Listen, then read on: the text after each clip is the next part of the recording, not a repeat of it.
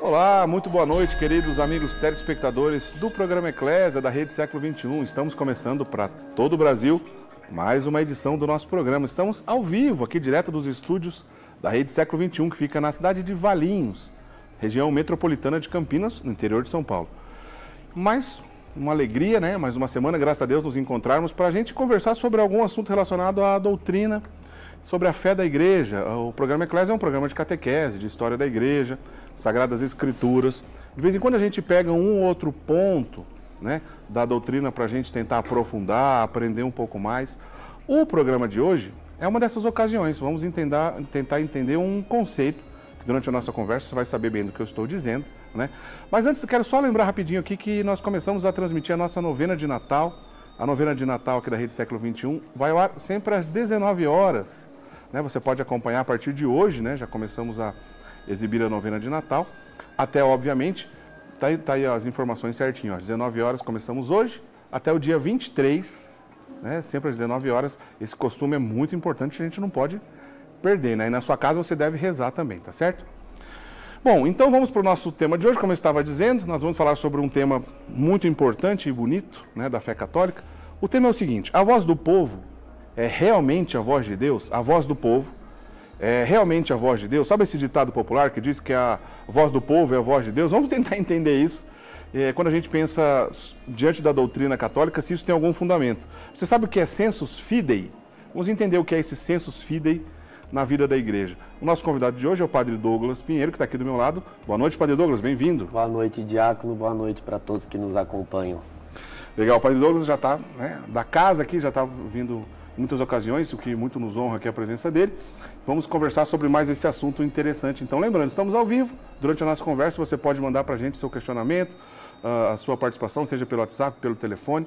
Durante a nossa conversa, pode mandar. Se der tempo, a gente coloca a sua pergunta aqui na bancada, tá bom? Padre Douglas, comecei falando desse ditado popular. Eu acho que a gente deve iniciar por isso mesmo, que já o ditado já se explica por si só, né? Quando a gente fala a voz do povo é a voz de Deus, né? Isso tem algum fundamento mesmo, se a gente pensa relacionado ao conteúdo da doutrina católica?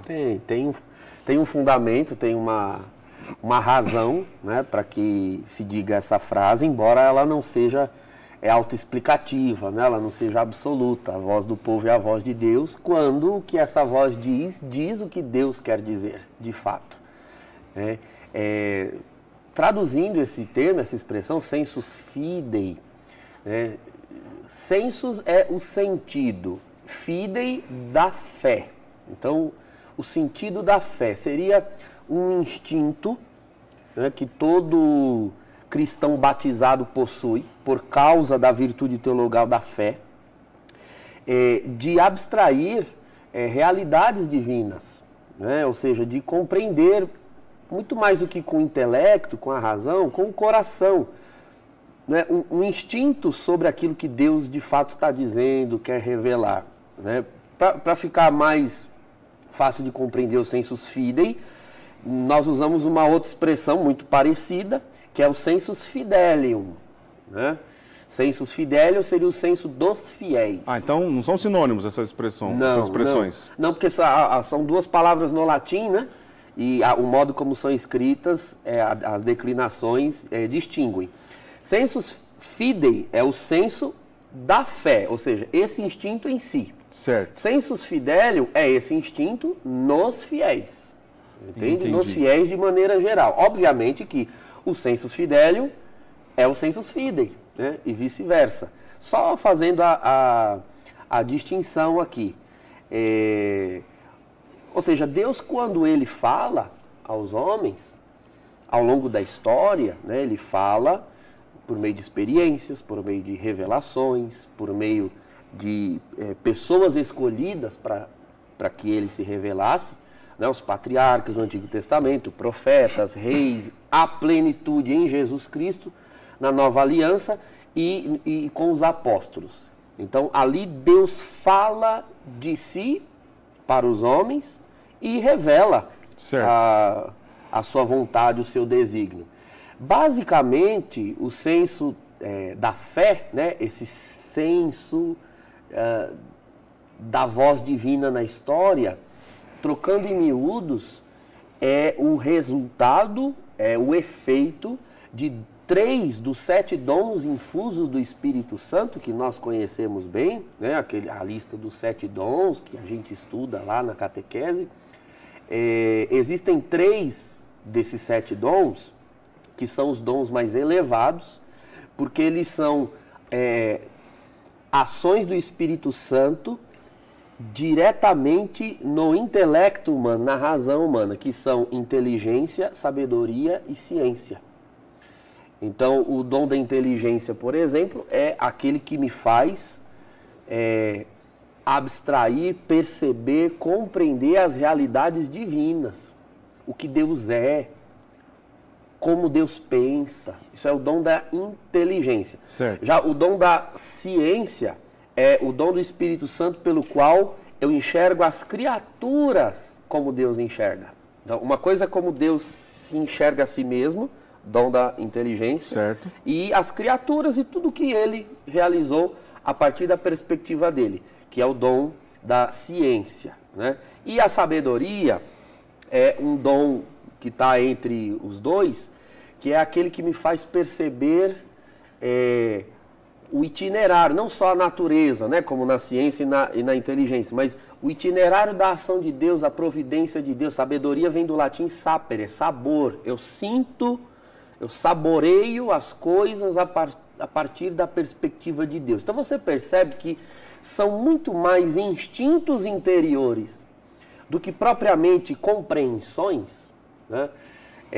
Quando a gente estuda teologia, quando uma pessoa começa a estudar a ciência da fé, uma das primeiras coisas, os primeiros passos que a pessoa precisa estudar é a epistemologia teológica, que a gente chama, né? Para quem está nos assistindo, é o modo como a teologia pensa, né? Epistemologia já tem a ideia da capacidade ou teoria do que a gente pode ou não conhecer na própria palavra, né? Epistemologia. Isso, teoria do conhecimento. Exatamente, né? Exatamente. Então, quando a gente começa a estudar, nós entendemos que a fé, ela passa por 3 passos, né, no ser humano. O ser humano recebe a fé, entende a fé e vive a fé. Certo. Né?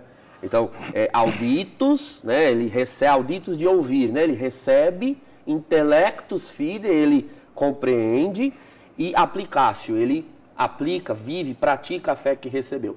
O sensus fidei é a capacidade de receber, é justamente essa auditus fidei. E ela não é exclusiva do magistério da igreja, ou seja, do Papa e dos bispos. Deus fala ao povo, aliás, fala ao Papa e aos bispos justamente porque eles são o povo de Deus, eles também são fiéis, né? Às vezes a gente esquece que antes deles serem ministros sagrados, antes de nós sermos ordenados, o senhor diácono e o presbítero, antes disso nós somos batizados, então nós também somos fiéis. Certo. Sensus fidelium. Então, basicamente, sensus fidei, sensus fidelium, a distinção e a definição é essa. A gente colocou esse ditado popular, né, lá aí no tema, lógico, porque pra gente fazer... A gente usa a todo momento esse negócio. A voz do povo é a voz de Deus, tudo mais. Mas pelo que eu entendi nessas primeiras explicações do senhor, né, essa capacidade que o povo, o fiel batizado, tem de perceber, reconhecer a voz de Deus, a ação de Deus, as belezas de Deus, ou até mesmo a verdade, ela está inteiramente ligada com a ação do Espírito Santo que habita em nós por causa do batismo. Perfeito. Né? Agora, no Antigo Testamento, quando o batismo ainda não existia, o povo também possuía esse sensus fidei? Possuía porque o desígnio de Deus para o ser humano, ele possui 2 dados, né? O revelado e o natural. Há uma lei de Deus posta na natureza, o que nós chamamos de lei natural. Certo. A lei divina, ela vem justamente para enaltecer, elevar a lei natural ao patamar em que ela por si mesma não consegue chegar. Mas no Antigo Testamento, você tem já um senso de fé, né? Você vê lá, por exemplo, antes mesmo da lei, em Abraão. Abraão tem noção de que Deus, né, a divindade deve ser obedecida. Isso é um senso de fé. Ele sabe que deve obedecer e deve obedecer às últimas consequências, ao ponto de não poupar Isaac, seu filho, quando Deus o pede. Então, há um senso. Havia uma lei, havia um preceito, havia um estatuto? Não, escrito ao menos não. Mas Abraão tem justamente esse senso da fé, por isso ele é enaltecido como pai da fé. É alguém no qual esse senso foi mais apurado, mais patente. Agora, a lei escrita, ela é dada, segundo a tradição bíblica, a Moisés. Mas repare que mesmo antes dos mandamentos escritos, tudo que está ali redigido nas tábuas da lei, já eram compreendidos nos eventos anteriores como transgressões. Veja, por exemplo, amar a Deus, né, sobre todas as coisas, não ter outros deuses diante de si. José do Egito, que é um personagem conhecido por nós, que aprende de seu pai Jacó, Israel, que deve ser fiel a Deus, deve-se ser fiel a Deus. Veja as inúmeras tentações que José passa no Egito, inclusive de negar a Deus, de cair em pecados carnais, pecados religiosos, e no entanto ele se mantém firme. Ele cumpre uma lei que não está escrita em nenhum lugar, mas ele tem o sentido da fé, ou seja, ele tem no seu coração aquilo que está no coração de Deus a respeito da vida humana e a respeito da relação de um crente, ou seja, aquele que crê, com o Deus em que se crê. E estamos falando de José aqui no Gênesis, capítulo de 40 a 45, a lei vai aparecer lá no Êxodo, no capítulo 20 ainda. Ora, como é possível que algo que ainda não foi escrito já esteja no coração? Há um senso, há um sentido, há um instinto. Uma outra palavra, há uma inclinação para fazer a vontade de Deus. Nós não temos só a inclinação para o mal, né? A teologia não parte dessa antropologia negativa, né? Desse conceito negativo, pessimista de ser humano. De fato, pelo pecado, nós nos tornamos inclinados ao mal. Mas nós também temos ainda o sentido do bem, o sentido do absoluto, o sentido de verdade, o sentido de justiça. Então, há já um senso dos elementos da fé. Não da fé ainda, mas dos elementos que a fé tornará plenos. Vamos fazer uma comparação até meio grotesca, mas talvez para ajudar. Uma espécie de concupiscência, ao contrário? Exatamente, né? Mas não, aqui no caso não concupiscência, né? Mas nós chamamos de vocação primordial ou primado ontológico. São termos teológicos, tanto quanto concupiscência, mas que não aparecem na Escritura. Talvez concupiscência, por isso, seja mais usual, popular, certo, em termos de fé cristã. Primado ontológico, ou seja, há uma iniciativa, primado, do ser absoluto, né, ontológico. Natureza do ser. Isso, a natureza do ser. Então, antes do pecado entrar, nós fomos criados com tendência para o bem. Está vou usar entre aspas outro termo, né? Está na genética humana, né? Não genética biológica, mas genética no sentido de origem, né? Gênese, origem. Está na gênese humana, na genética humana, amar e desejar o bem, o vero, o belo, né? A verdade, as coisas como deveriam ser. O pecado veio depois. A concupiscência é um ato secundário, é um ato segundo. Então, a concupiscência ela não cancelou a nossa inclinação ao bem e à verdade e ao conhecimento de Deus. Ela desviou.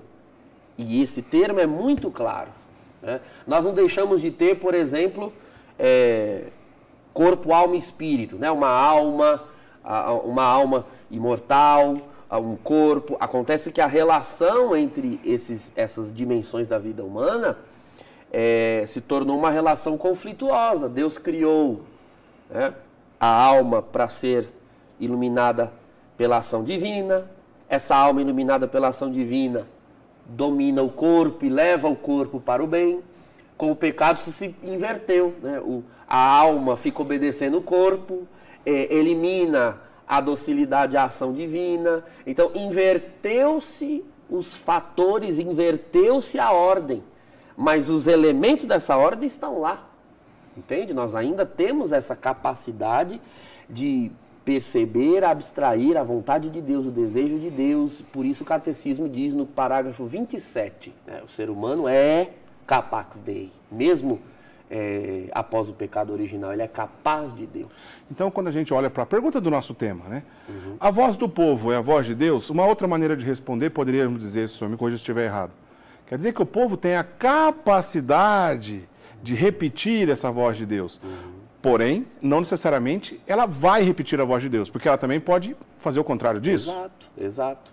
Entendendo aqui o sensus fidei, né, esse instinto de compreender a voz de Deus, não só no sentido subjetivo, ou seja, de pessoa para pessoa, porque às vezes a gente fala desse assunto, pode ser que alguém pense que nós estamos falando de outro que nós já tratamos aqui, inclusive, revelação privada. Ah, legal. Né? Não se trata disso. Não Certo. é voz de Deus no sentido de uma revelação privada.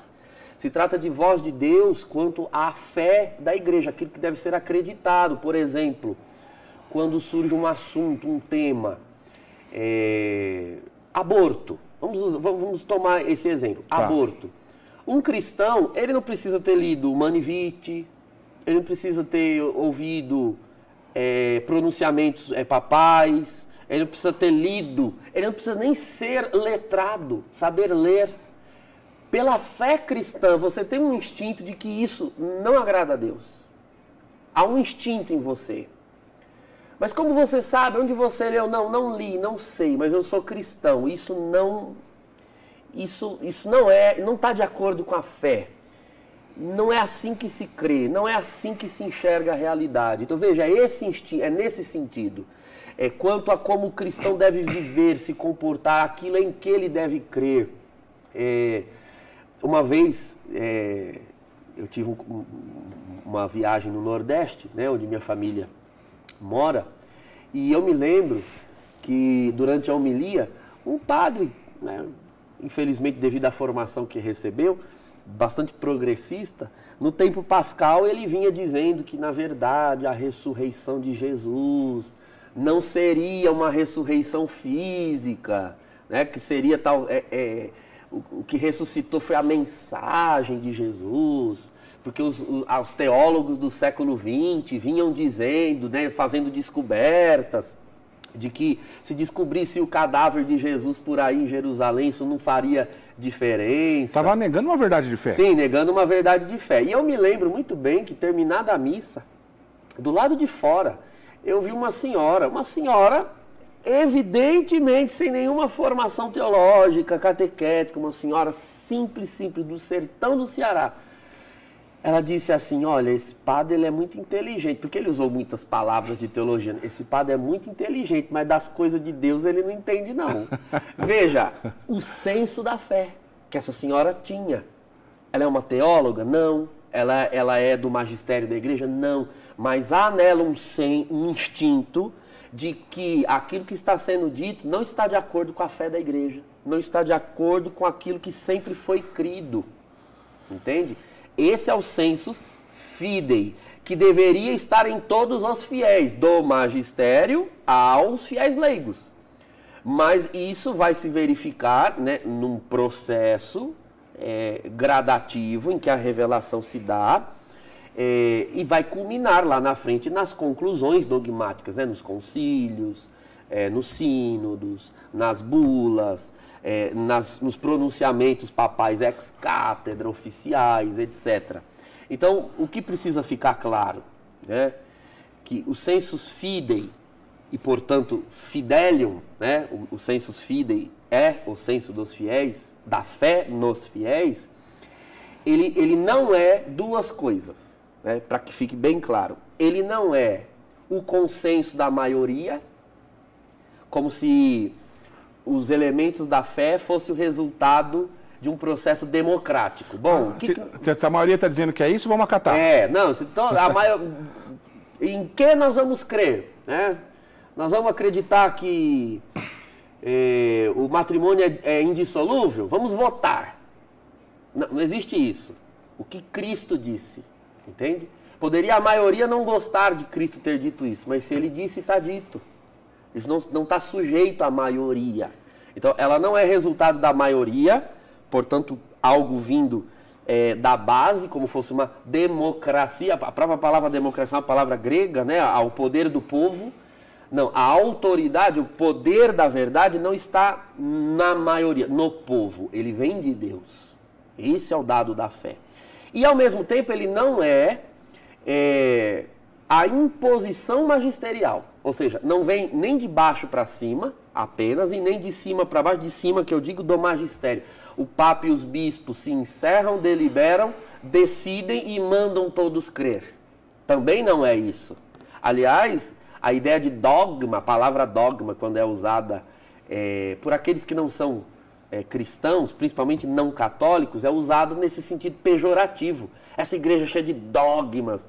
Eles usam a palavra dogma como se fosse algo imposto de cima para baixo. Ou inventado, né? Isso, ou inventado um ficto, né? Algo feito por nós. Não, o senso da fé nem é algo que brota da maioria pura e simplesmente, e nem algo que brota do magistério, de cima para baixo.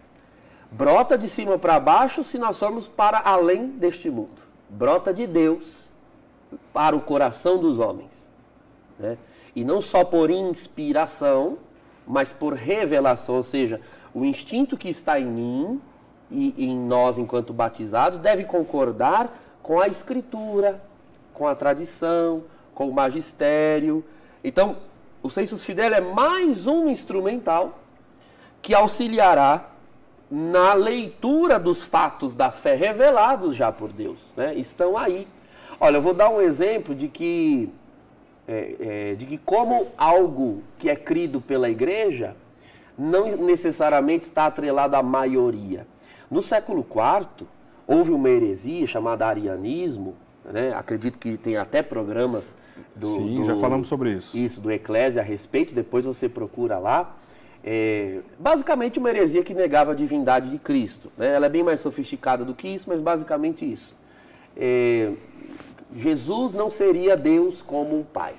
Né? E também não era homem como nós e nem Deus como o Pai, há um ser ali, algo no meio termo. Essa heresia, né, que só foi proclamada heresia em 325, no Concílio de Nicéia. Até lá era uma teologia, era uma teoria, né? Era uma ideia, uma especulação.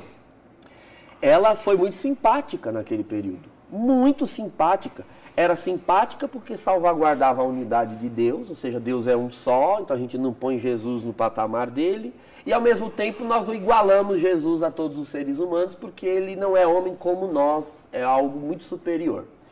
Então tornou-se simpática ao ponto de, quantitativamente, né, em termos de quantidade, em termos de proporção numérica, a maior parte do mundo ocidental ali, né, romano naquele período, era ariana. A boa parte da Península Itálica, grande parte ali da Gália, da Germânia, daquelas regiões, praticamente eram arianas. 80% do mundo cristão era ariano. E aí? É o que a maioria crê que prevalece? Não. Como foi que isso foi se corrigindo? Ora, no transcurso do tempo, é justamente esse sensus fidei que vai relendo o que o concílio definiu, que vai percebendo no culto, na fé, na espiritualidade, que aquilo, né, quando se insiste em crer aquilo não se coaduna com a tradição, não se coaduna com a escritura, e aos poucos o arianismo foi sendo descartado. Tinha um Santo Atanásio lá para testemunhar de uma maneira santa e bela. Exatamente. Né? E um outro detalhe também que tem a ver com isso, e tem a ver com o período que a gente está vivendo, São Nicolau de Bari, sim, que é aquele bispo que deu origem à lenda do Papai Noel, né? Já que São Nicolau, não vou aqui contar a história toda, mas o bispo que deu origem à lenda do Papai Noel é São Nicolau de Bari, santo da igreja.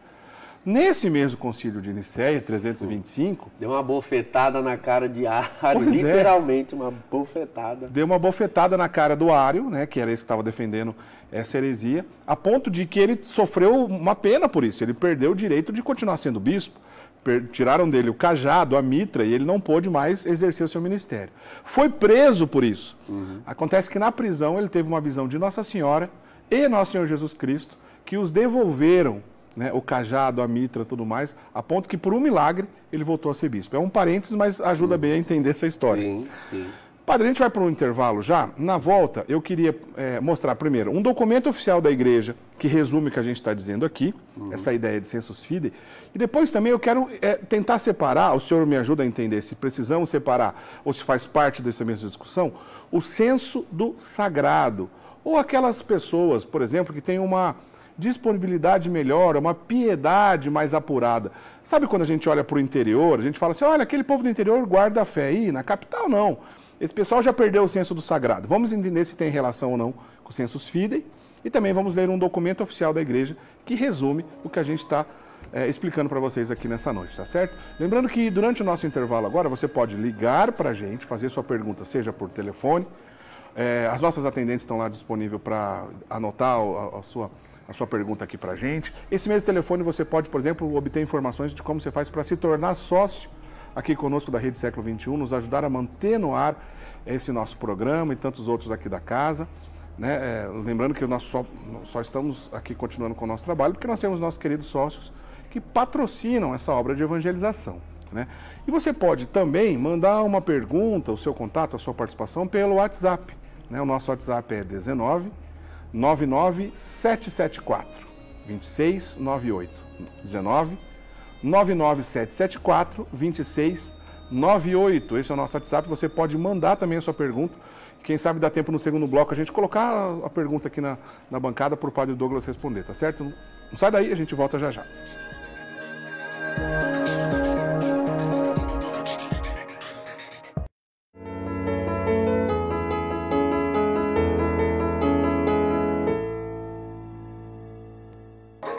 Estamos de volta com o nosso programa Eclésia dessa noite. Estamos falando sobre o sensus fidei, né? Uma espécie de capacidade que todo batizado tem de reconhecer, de enxergar, né, a ação de Deus, a manifestação de Deus, a beleza, a verdade de Deus, né, em toda a história, especialmente na vivência da igreja. Por isso que a gente colocou esse tema. A voz do povo é realmente a voz de Deus? Se você prestou bem atenção na explicação do primeiro bloco, essa pergunta já foi respondida. E se você perdeu, depois você corre lá no nosso site, né, rs21.com.br, onde todos os nossos programas estão disponíveis e você pode assistir por lá. Também, nesse exato momento, o programa está sendo transmitido pelo YouTube da Rede Século XXI, no canal da Rede Século XXI no YouTube. Esse programa está sendo disponível e quando o programa acabar, você pode rever quantas vezes você quiser, tá certo? Padre Douglas, bom, vamos primeiro para o documento, né, porque no ano de 2014, a Comissão Teológica Internacional lá do Vaticano publicou um documento que tem tudo a ver com o que a gente está conversando, né, chamado Sensus Fidei na vida da igreja.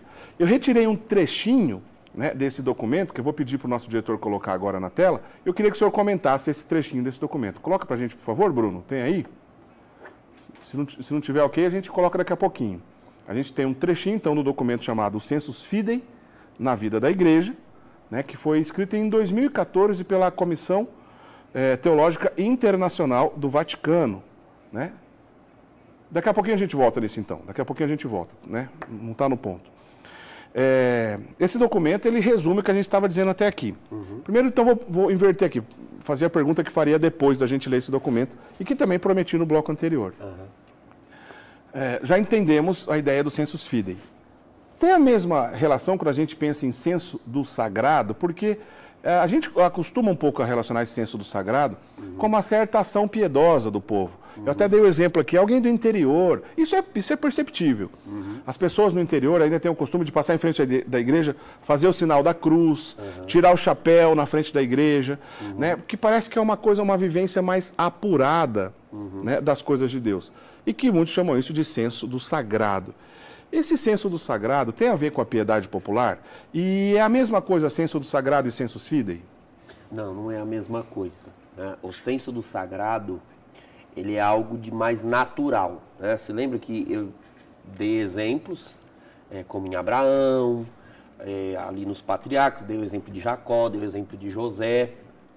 Há, obviamente, ali já uma revelação incipiente, uma revelação começando, mas mesmo antes da revelação, mesmo antes de receber a fé, né, autêntica, veja que a fé é algo que vem, é dado. Antes desse movimento aqui, o ser humano tem isso aqui, ó, que a gente chama de graça suficiente, ou seja, um impulso mínimo, né, fundamental para se lançar em direção à fé. Mas esse impulso não é a fé ainda. Certo. Então, o senso de sagrado todo ser humano tem. Isso é muito amplo.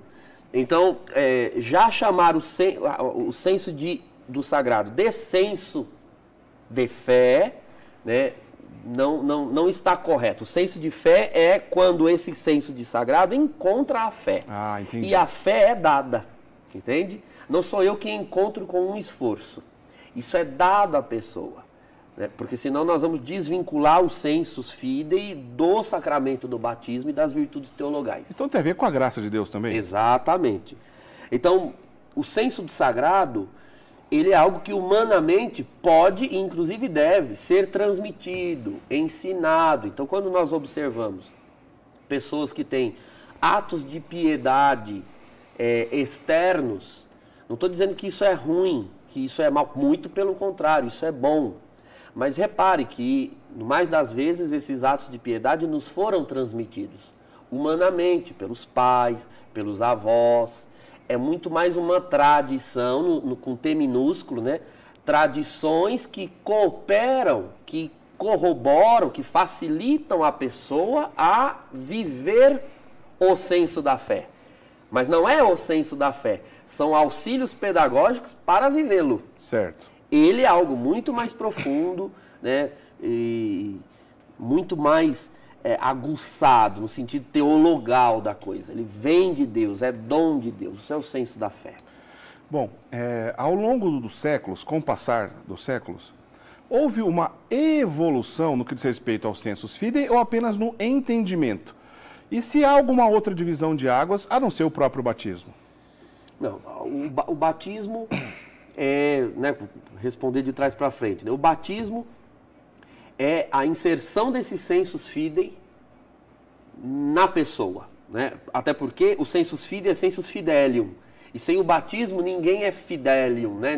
Nós não nos tornamos fiéis ainda. Nós nos tornamos fiéis quando admitidos no batismo. Certo. Então aquilo que até o batismo era uma graça suficiente, né? Era um impulso em direção a Deus, pelo batismo se torna uma graça infusa e permanente, indelével, está lá no coração da pessoa. Compreendendo isso, nós entendemos então que o senso da fé, ele é o mesmo, né? O mesmo que está em mim e em você agora é o senso que estava nos apóstolos 2000 anos atrás. Certo. O modo de compreender e trabalhar esse senso, isso sim, isso vai crescendo, isso vai progredindo, embora nós encontremos os fundamentos desse progresso já na Escritura.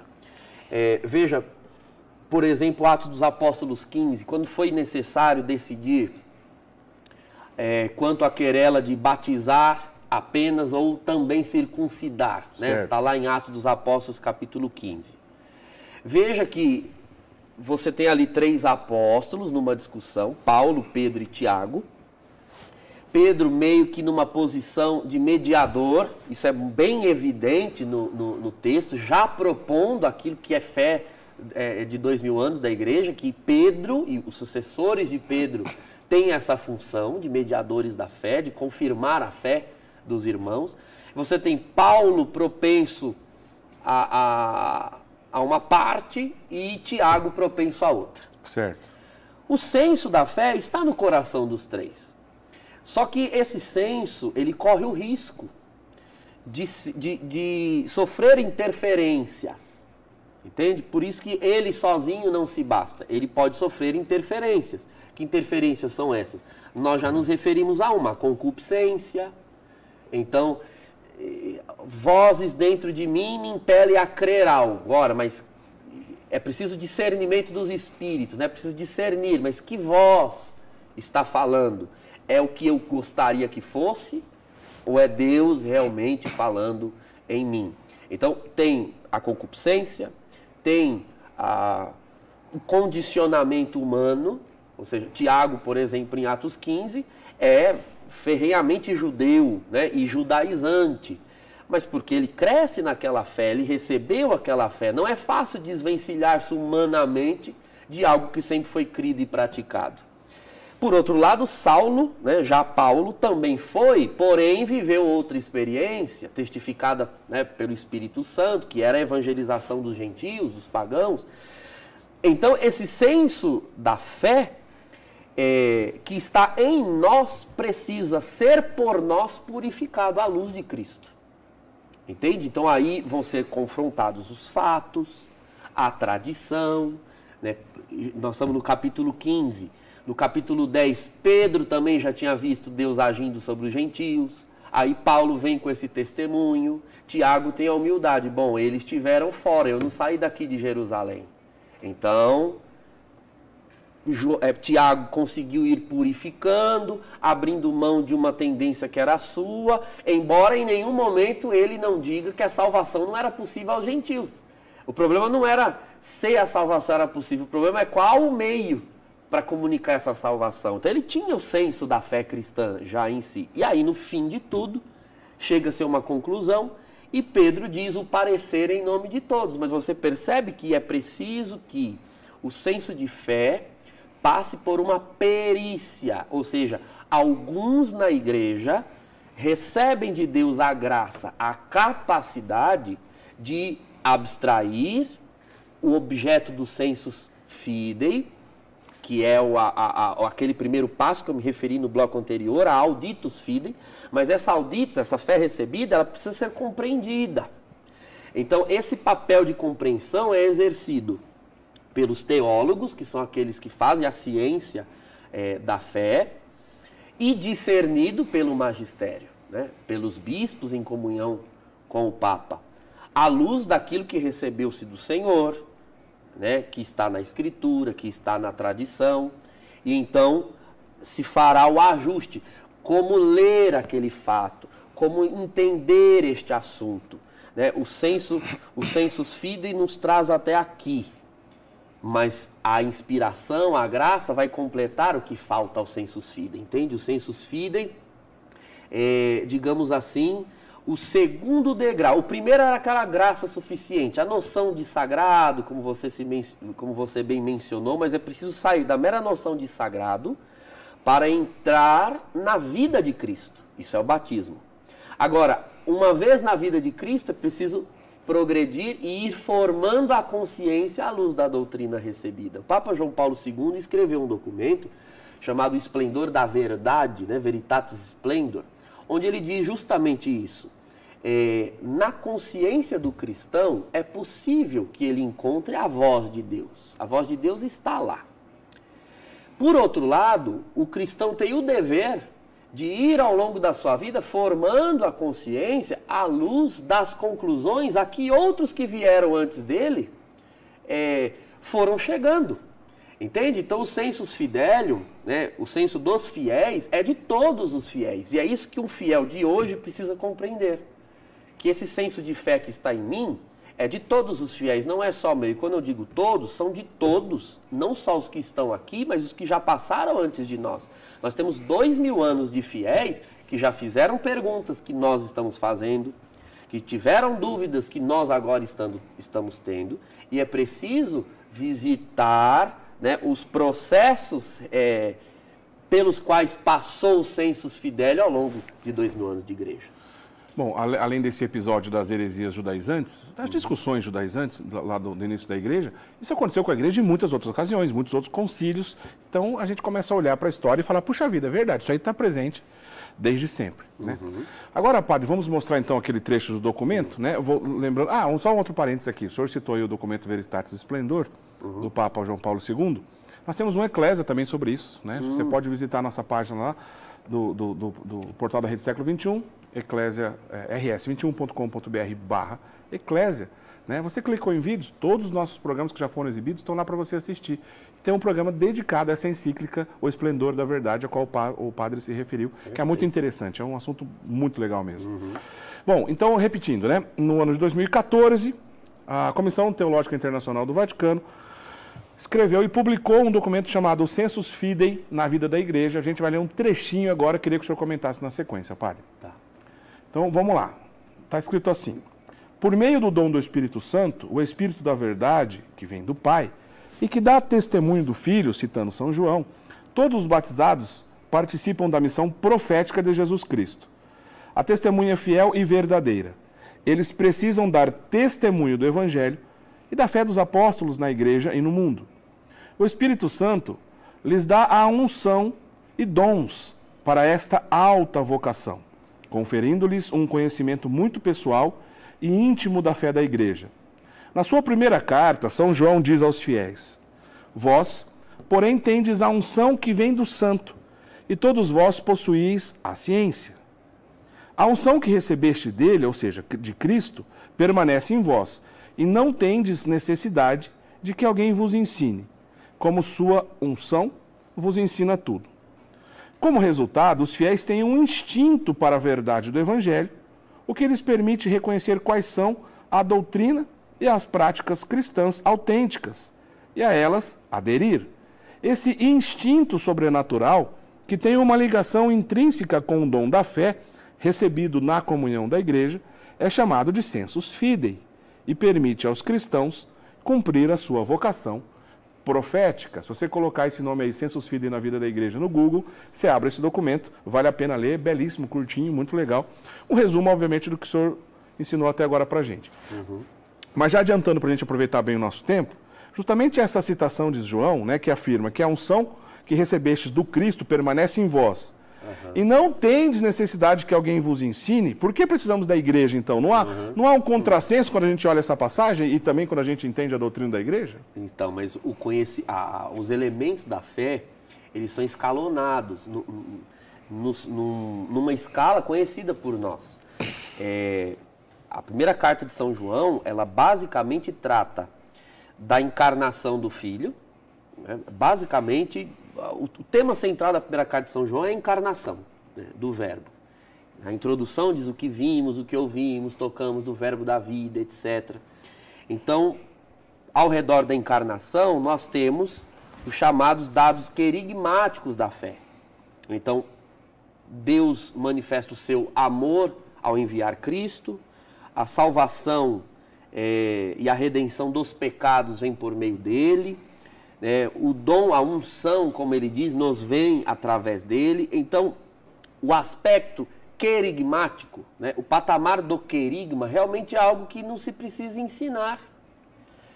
Ele, vamos dizer assim, é o nível mais instintivo, mais natural de quem tem já a experiência cristã.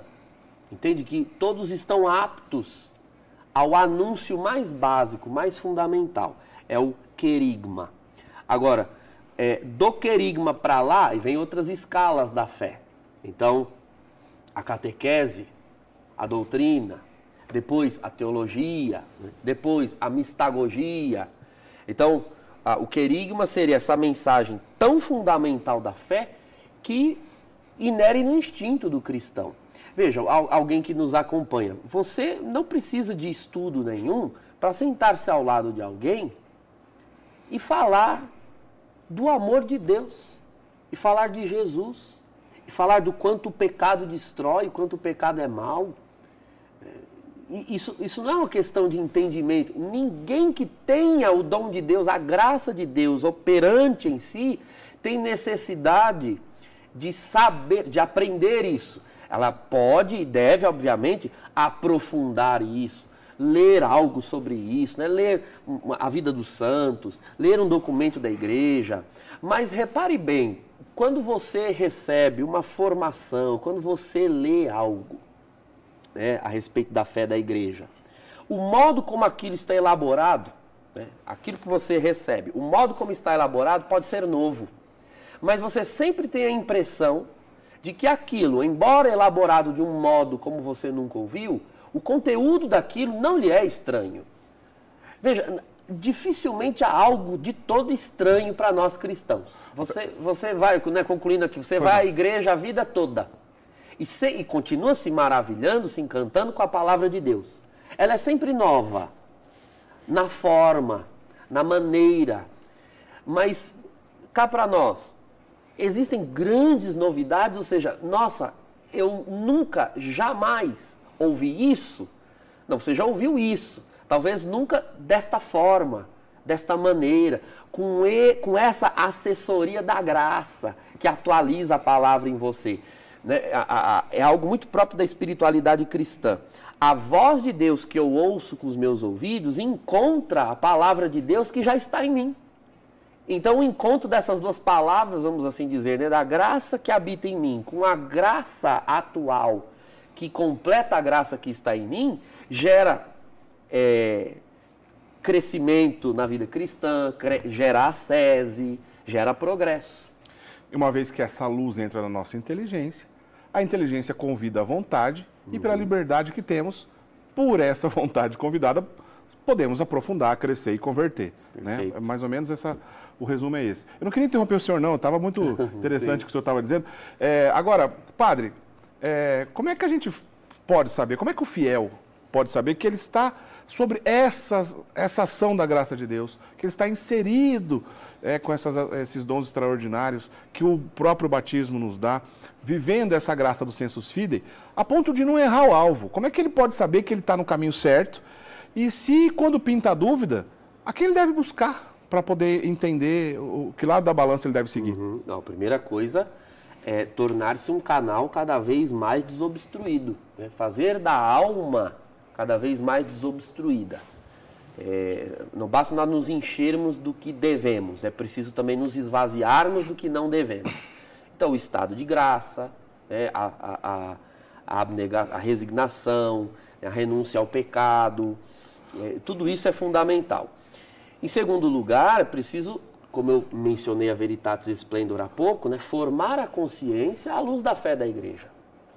Né, com a humildade de recordar-se que praticamente todos os assuntos nos quais nós nos esmeramos, todos os temas, todos os objetos de especulação, de dúvidas que tenhamos, provavelmente, em 2000 anos de igreja, não são 2 dias nem 2 horas, em 2000 anos de igreja, provavelmente alguém já se perguntou, já escreveu a respeito, já se pronunciou, alguém do magistério principalmente. E veja, quando o magistério se pronuncia, não se pronuncia a partir de si, já falamos sobre isso, né? A partir da fé da igreja, do sensus fidei também.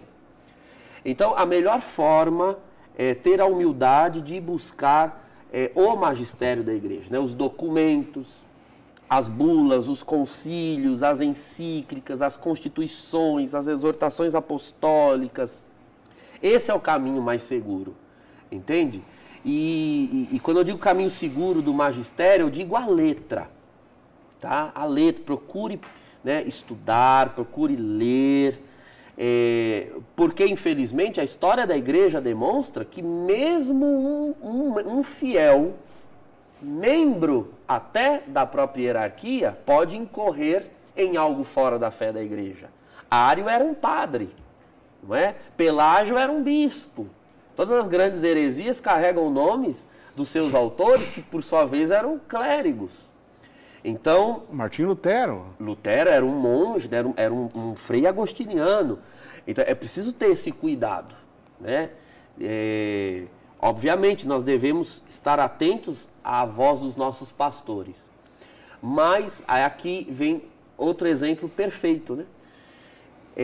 O fiel, quando ele ouve a voz do pastor, e o pastor diz algo que lhe é estranho, ele percebe. O fiel percebe. É desse instinto que nós estamos falando hoje. Eu mencionei há pouco um padre que dizia algo que esvaziava a fé na ressurreição. Não precisa você ser um grande especulador, um grande teólogo para perceber. Bom, tristemente essa senhora ali talvez não tivesse outro clérigo a que recorrer no sertão do Ceará, infelizmente. Então, o sensus fidei a prevenia de entrar um erro, mas não era suficiente para ela progredir na verdade, entende? Ela simplesmente impediu que um erro entrasse. Mas não basta impedir que o erro entre, é preciso progredir na fé. E isso, né, para isso, é necessário buscar as fontes oficiais.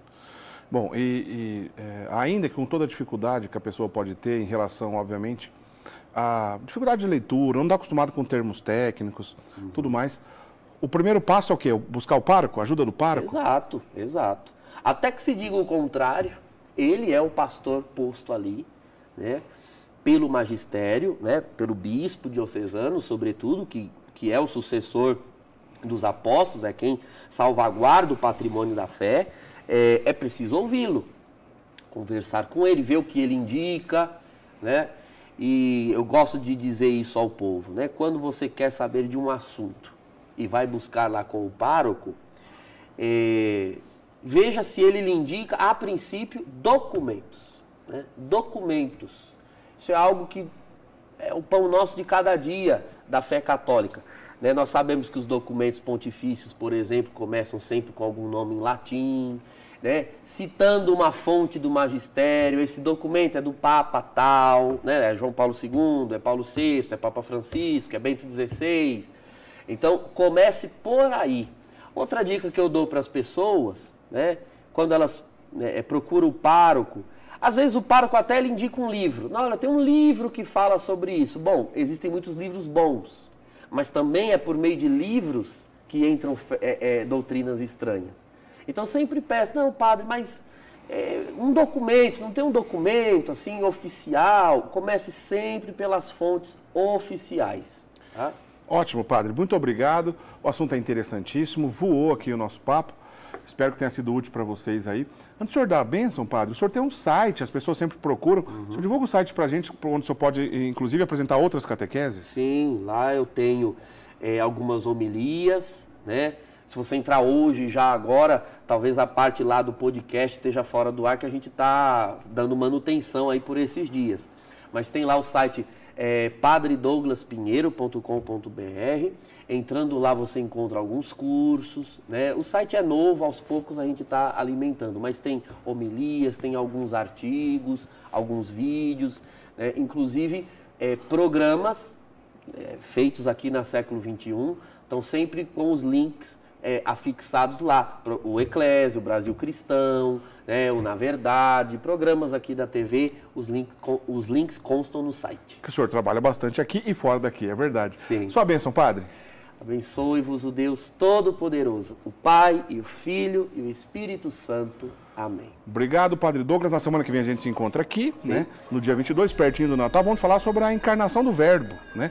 E no domingo tem programa Eclésia inédito. Domingo tem um programa Eclésia inédito, às 19 horas, com o padre Guido Montinelli. Ó, marca na sua agenda. Domingo, às 19 horas, um programa com o padre Guido Montinelli, falando sobre as mulheres na igreja primitiva. Tá interessantíssima essa conversa. Domingo, às 19 horas, com o padre Guido Montinelli, você não pode perder, tá bom? A gente se encontra então na próxima vez. Até lá. Tchau, tchau.